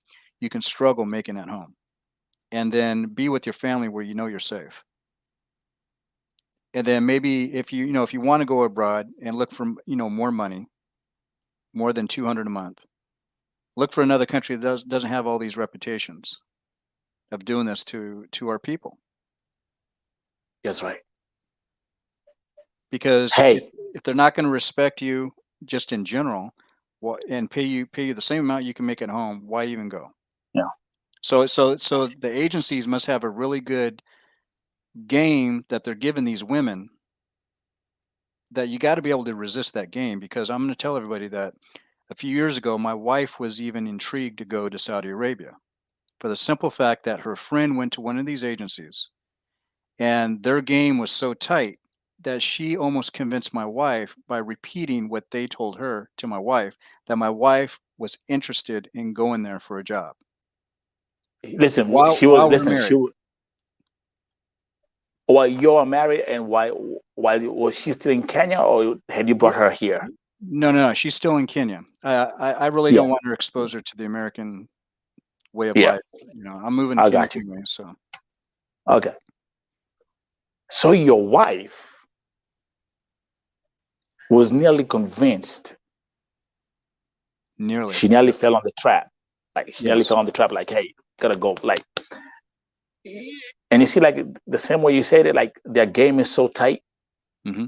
Like these agencies, the way they play their game, they play these games so like they play their games perfectly, and they are able to lure and attract and convince these young girls to go and just work in these countries.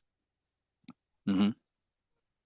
I think one of the biggest lures that came to my mind, speaking to all these women, at least a half a dozen I spoke to on Facebook over the years, the biggest lure to me I can think of is that they can work for 2 years, rent-free, food-free, right? And just do the hard work every day, but make $200 that they can save every month without spending it on rent, spending it on food. But a lot of times you're spending that money anyway, because a lot of you are sending that money home, which we all know, and I'm just going to tell the truth. When we send it to our relatives, do they always save it or spend it on something that they're supposed to? So it's like you almost work for nothing. But even if you do save that money, right, you don't send it home.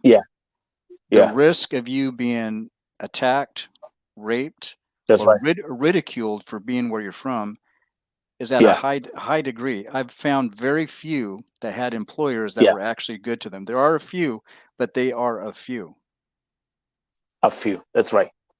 KBM are something I also want to mention, and are remember, I've documented like hundreds of cases where our people have been killed. Mm-hmm. And guess what? No prosecution, no arrests. There's no fines are charged, no financial compensation for the families. Children are left with no mothers or fathers. Right. So they're orphans. Right. You've added more poverty to the family and suffering. This person was the main breadwinner for the family, right? So you know what they do? The mother get killed. Actually, in some cases, they actually have to start doing they have to fundraise to get the body out of the country. See where I'm coming from? Yes. And you know how much they charge, like just for having their bodies repatriated from the country back, whatever? Well, in the United States, back in the day in 2006, it was 15 grand. I have no idea, from Saudi Arabia to Kenya. Okay, so let's put it in Kenya. If we put that, like what they ask them to pay is between 250,000 to 400,000 Kenyan shillings. Kenyan shillings, right? Okay. Now let's do the math. If a Kenyan starts working in Saudi Arabia for 2 years, she's gonna make 600,000 Kenyan shillings for those 2 years. Let me read you this comment, KBM. And again, I'm really glad that you're here, because I want them to start hearing from other Americans and start hearing from, other folks who are in America, other folks who are in Europe, for them to hear what they think about what's happening there. I have my sister Jamutai. She's actually working in Saudi Arabia. Let's read that comment together. The reason is that in Kenya there are no job opportunities. Again, those other countries, you need money to get jobs. Forgive us. It's not because we want to, but situations sometimes let us go there. You're gonna hear that. That's what you're gonna hear all the time. Right. KBM. Yeah, I've heard that a lot. Yeah. And it's like, when you hear that, it's like, well, who am I? Who are you to tell that person that they can't go? You know, That's I right. mean, we really can't. All we can do is plead with them and say, you know, there's got to be a different way. There's got to be a different country that you can go to. That's right. You know, that's not going to put you at such great risk. You know what I mean? Yeah.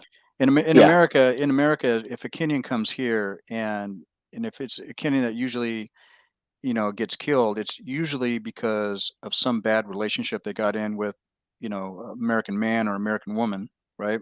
Yeah. So Yeah. something went on, and that's usually the case. Or it might be that somebody just randomly was at the wrong place at the wrong time and ended up getting shot and killed. It's not like this where it seems like it's very orchestrated. And like I was telling you before, it's to me it's genocidal. I like that. That actually, when you say that, and I've mentioned that before. Only the past 3 months, 85 deaths have been documented. That's crazy. In the Middle East. That is crazy. 85. 85. That's 85. too much. 85. 85. 85, bro. Like, we're at a point where, like, every flight that is touching down at JKIA, there's a casket from Saudi Arabia. And it's so bad to the point where, like, I remember, like, I have one of my folks on the ground who actually does some investigative journalism for me. Do you know what they told him at the airport? Oh, by the way, Sunday is when we get a lot of bodies. Wow. Like, Sunday is like, and I was like, what? Yeah, like Sundays. Yeah, Sundays is when we get most of these bodies. And something else I want to also mention to you, like, because now we had contact way back then, MySpace days. Yeah, MySpace. Yeah. MySpace, I was like back in 205, 203, all that. But thanks God, we've actually reconnected. I want to also tell you that we have dead bodies that are actually being dropped at JKIA in plastic, like wrapped in plastic bags, because those bodies were never claimed. See where I'm coming from? Like, they don't know who it's like what we call Jane Does here. Right. So, like, it's like Jane Does. Okay, we don't know who this person is, so they just wrap it up in a plastic bag, and then boom, there you go. I want you to listen. Let me ask you before you continue. When they're sending those bodies back on Sundays on the plane, and just in plastic bags, are those planes refrigerated when they do that? I can confirm that and this is actually something which I've documented. I've spoken about before. The fact that we received bodies that are actually rotten. Wow. Yeah. So that's no. It's that bad. That's a no. Yeah. Yeah. Yeah. So it's a no. Some of these, whatever, it's a no. See what I'm saying, everybody, and spread this video out to everybody you know. Every social media platform you have, just send it out, because this is truly genocidal. And he says 85 in the past so many months. I can imagine it can only be. Yeah, I can only imagine it's a lot more than that we don't even know about, because we don't even know. You had one story on about a week ago of a woman that was just confirmed that she is dead, but she's been missing since about 7-8 months ago. So imagine how many of those people are out there.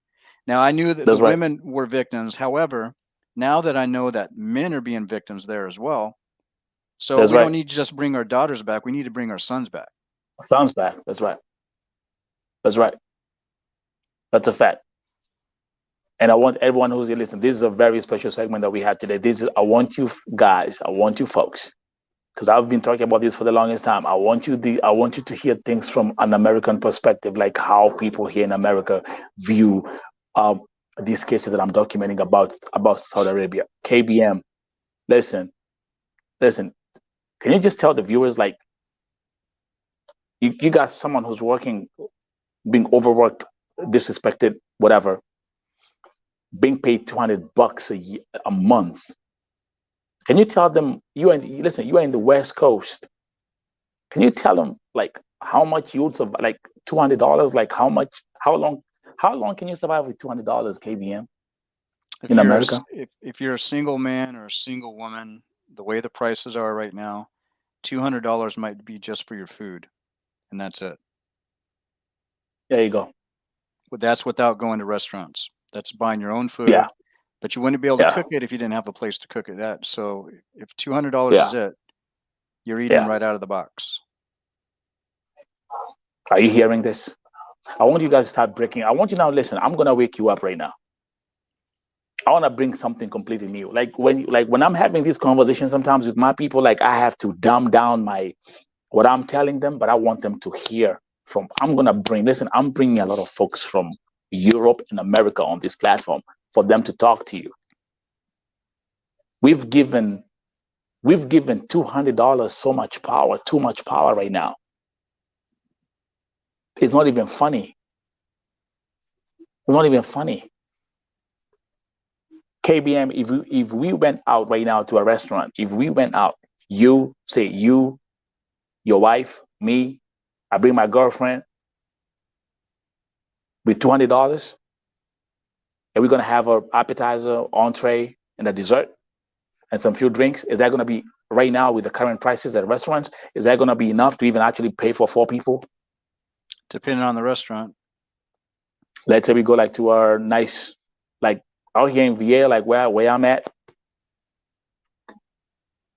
No. Appetizer. No, not at the five-star type restaurants. No, not even 4-star. It's not even gonna be like a 5-star. Like where I am right. Let's say do appetizer, Tex-Mex egg rolls. It's right now $9, $10 because the prices went up. Mm-hmm. Let's say I do an entree. I love doing my salmon, mashed potatoes, mixed vegetables. There we go. That's $33. Just do the math right there. Then I'm gonna have my dessert. I'm gonna do like my lemon cake. My lemon cake is like what? Is like $6, $7 right now a slice. That's it. So 6. Let's do 6. 31 for the salmon. That's 37. My appetizer for $9. How much is that? That's $46 already. Yeah, and so I haven't even had a drink. It's pretty much wiped out the $200. Yeah, just like that. I want people like to. I have my sister right now. Kenya, Spain. Agape she's a Kenyan, but she's in Spain. You see what she's saying? Here in Spain, 50 euros is like nothing, bro. And here we are talking about this Saudi Arabia thing. Is like people are being paid $1 million a month or a year. Is that even worth it? You know, the other thing I've heard about these, talking to these women is that, sorry to interrupt, but that this might lead to more opportunities down the road. And the only opportunities that I ever see is that they go home with not another contract, or they come back to another contract for the same amount of money. Every 2 years, every 2 years, every 2 years. It's like it's a never-ending cycle, and you're away from home. Yeah. I have a friend in Qatar. She goes home. Okay, she's obviously got a good employer because she's able to go home. But there's been a few times I think she's scared to say some things, but she's got a YouTube channel, and I think she's a little scared to say some things. But she basically talks about the benefits of having that job and where she's at.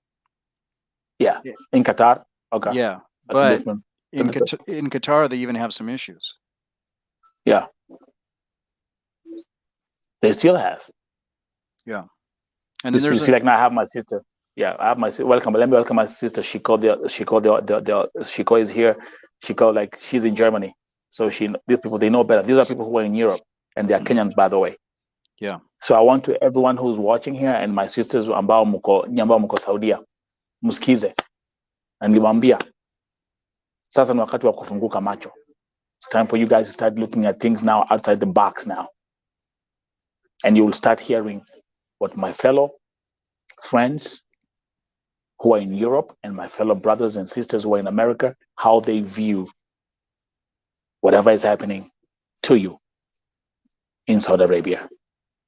KBM, by the way, let me actually make this announcement. I'm going to be hosting KBM next Sunday. And it's going to be this conversation. we're gonna have this conversation, KBM. Like, it's gonna be like how, like, hey,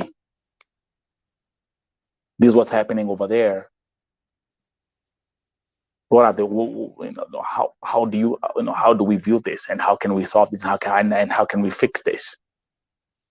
I want these folks to start hearing from outsiders, start hearing new perspectives.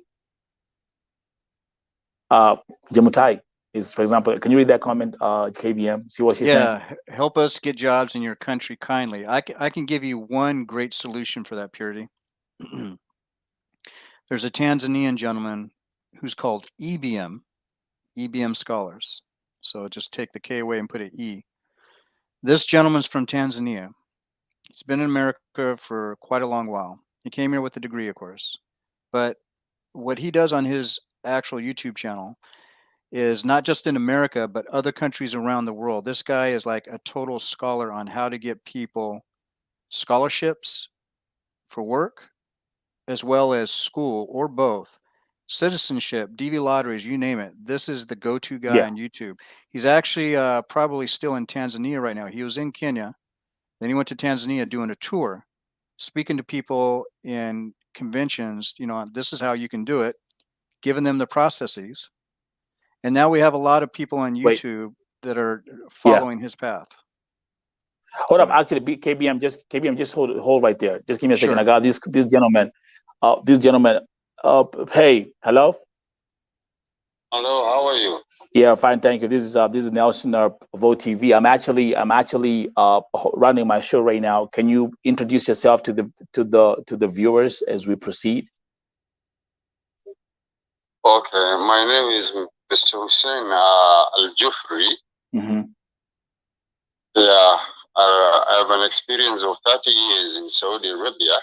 Mm-hmm. And I've been working with so many companies. Mm-hmm. And of course, I can hear and see what is happening in Saudi Arabia. At the moment, I'm in Kenya, mm-hmm. in Mombasa. Okay. As an agent, mm-hmm. Of a branch of our agency in Mombasa. Mm-hmm. So I wanted to ask Mr. Mike Sonko mm-hmm. if we can sit with him in a meeting, mm-hmm. either in Nairobi or in Mombasa, and we discuss about coming to the conclusion of making a group where we can open a safe house in Saudi to help the household. Are you hearing this? I want to. This is breaking news. Let me remember. Give me a second, brother. Give me a second, brother, man. Remember, like I say, shortly before I started the broadcast today, this gentleman hit me up on WhatsApp and he said, "Hey, I see what you're doing. I see what's going on. I'm in the industry I'm in the recruitment agency industry, and I would like to contact Mike Sonko and see how we can have rescue homes or safe houses in Saudi Arabia." And you say you're in Mombasa right now? I am in Mombasa right now. And you've been in this industry for 30 years? 30 years. I'm experienced, and in the case of faith, if you can remember. Yes. I'm the one who contacted the embassy, and I spoke to Mr. Wangui. Okay. The representative there in Saudi embassy, Saudi in Kenya. That's right. In Riyadh. Okay, and Faith is back in Kenya, by the way. Faith is back in the country. Okay, he came down to Jeddah, mm-hmm. and make sure that he worked with the deportation centers, and he removed his, her runway report. Yeah. And he was able to return back home safely. Thanks, God. I did all that for Faith, and then Mr. Sonko, he went by remitting the fare, the air ticket, mm-hmm. for her to return safely. Yeah. That was a very good gesture. So to solve the problem, we need to sit with Mr. Mike Sonko and have a group of, let's say, 5 people from, let's say, from Mombasa who can speak good Arabic, and it will be like a team. When we open a safe house in Saudi Arabia, one in Riyadh, one in Jeddah, one in Dammam. I think you get my point. That's right. So we want to have these safe houses spread out across Saudi Arabia, because Riyadh, you have a lot of Kenyans there. Yeah, go ahead. Accessibility. We can work as a team. Yeah. But I will be the one selecting who to help me and how to manage the cases. Okay. With the help of our embassy in Riyadh. Okay. They will cover us as a diplomatic status. We won't work like that, because we will be representing them.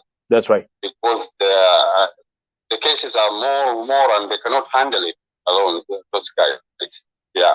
Yeah, and you also know, like I said on my platform, I have all these cases that I have. I have them well documented. As I'm talking to you right now, we are working. My sister Beth was here before. Me and Beth and Mheshimiwa, we are working on 3 major cases right now that we want them to be solved. Let's do this. Yeah, go ahead. So to come out with a fruit conclusion. Yeah. It's about the safe houses. Yes. Where if it is in Dammam, we will put one there. If it is in Jeddah, I will be stationed in Jeddah. And if it is in Riyadh, somebody will be in Riyadh. But must be fluent in Arabic so that they can discuss with the local authorities regarding mistreatment or and follow up. Do you get my point, Mr. I'm here. Nelson is here. Yeah, I'm here. I'm listening. Yeah. Yeah. So this is the best way to solve these problems of mistreatment. Follow up. With before it happens, especially because we are helping the agencies, the legal agencies. Yeah, the legal. Listen, exactly, the legal agencies, because we have a lot of crook agencies who are still operating in the country and who are actually taking Kenyans to work in Saudi Arabia. For example, the ones who are registered, they were registered by NAIR, and those are one will be handling their cases. But in case of Game Boys, it will be another case, because we will help them, but we will charge them their air ticket if the one needed help. But the ones who are legal, who have been in Saudi legally working with the sponsors, the sponsors will be handled by the markups, the offices in Saudi. Okay. Listen. Okay, listen. I'm gonna ask you. Let me ask you. Let me hold up. Give me a second, brother, because we're about to wind up.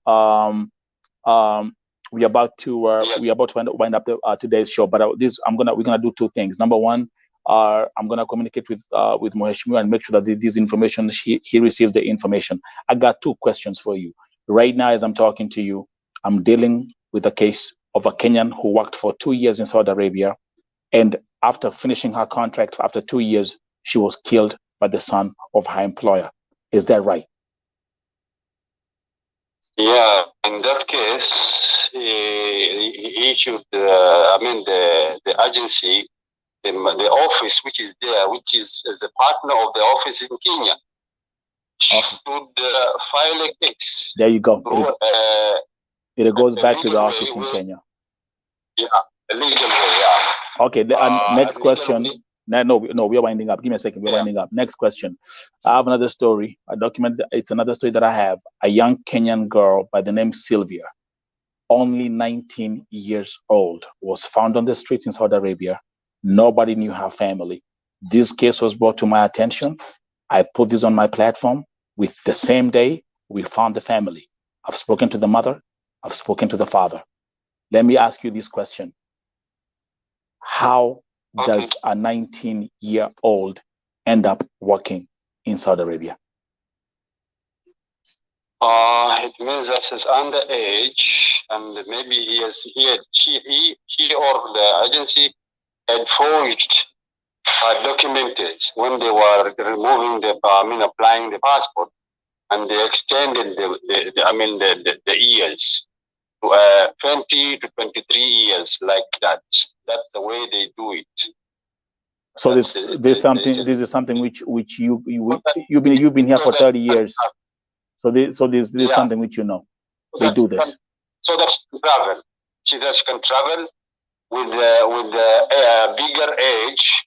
They will forge anything. That's a problem. Yeah, that's a minor. 19-year-old, it's not allowed unless the 20 years and above, or 22 years. What should be done to that? What penalties should her agency face? The agency is called Pacific Agency. What penalties or what legal repercussions should they face? It should be. He or she or her license should be revoked in this case, because that's against of the labor law, and may take action. That's right. Yeah. That's right. It's against the labor law.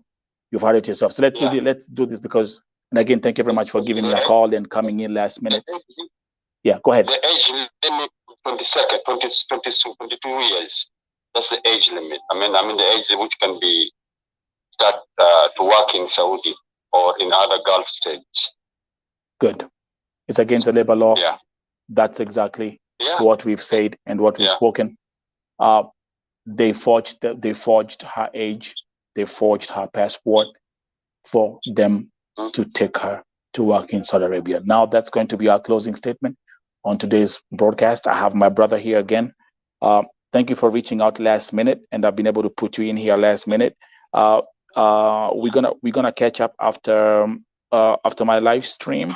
And again, I repeat, just to make sure that I mention your name correctly, Mr. Hussein Al-Jifri. Yeah. Okay. Thank you very much, Mr. Hussein, and let's catch up after this broadcast. And I look forward to meeting Mr. Mike, inshallah. Okay. Thank you very much. Okay, bye. Thank you very much. Thank you very much for hosting. Again, folks, is KBM here or KBM left? I think KBM had. I'm still here. Okay, good, KBM. You see what's going on? That I had to plug him in because he reached out to me like a few minutes before I started this broadcast. Let's do this. I'm gonna finish the show right now. I gotta go and have a meeting right now. Could KBM, you do me later. One quick favor? Yeah. Could you mod me real quick so I can give the link so that somebody like Purity can find EBM scholars? So he's got all the information. Yeah. So actually what I want us to do is once we do our broadcast on Sunday, we'll talk about job opportunities and how people can go about that. And actually, if possible, we can even get the EBM on board. And we can have this amazing conversation for people like Jemutai, who's asking, hey, guys, get us jobs out there so that we can stop working here for these minor slave wages. Does it make any sense? Yeah, and there's also some telecommuting jobs that a lot of Kenyans could apply for and make money just as long as they have a good internet connection. So it's not some of these like teaching Swahili for 1 hour or nothing like that. There are other opportunities that you may not be aware of that are out there in the world that you can stay home in Kenya and make a decent living. KBM, Sunday, we're going to be here at 9:30. Don't miss that broadcast on Sunday. It's going to be heavy. Again, remember, the next broadcast is going up at midnight Kenyan time, the VoTV Midnight Edition. See you. KBM, thank you very much for coming here, man. Brother, man, that was like last minute. Like everyone that I'm calling in here is like last minute call. Thank you for showing up, and we're going to talk afterwards anyway. You're welcome. All right, man. Good night. Good night.